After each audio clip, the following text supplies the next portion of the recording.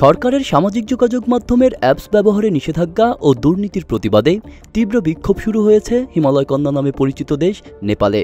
বিক্ষোভ দমন করতে রাজধানী কাঠমান্ডুতে সেনাবাহিনী মোতায়েন করেছে সরকার। পুলিশ ও সেনাবাহিনীর সঙ্গে রাজধানীর বিভিন্ন এলাকায় সংঘাত হচ্ছে বিক্ষোভকারীদের। সংঘাতে ইতোমধ্যে ৬ জনের নিহতের সংবাদ পাওয়া গেছে।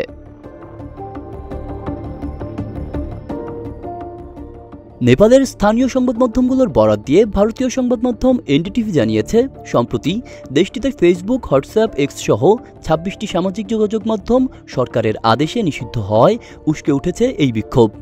আজ সোমবার রাজধানীর কাঠমান্ডুর বানেশ্বর এলাকায় প্রথম বিক্ষোভ শুরু হয় এবং অত্যন্ত অল্প সময়ের মধ্যে রাজধানীর সর্বত্র ছড়িয়ে পড়ে এটি।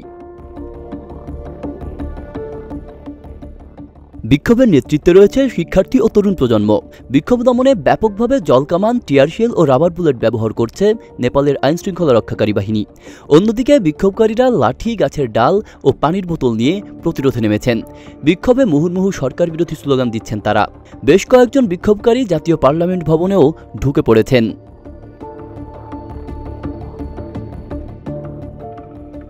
আব্দুল্লাহ রাফসান জনি, ঢাকা প্রকাশ।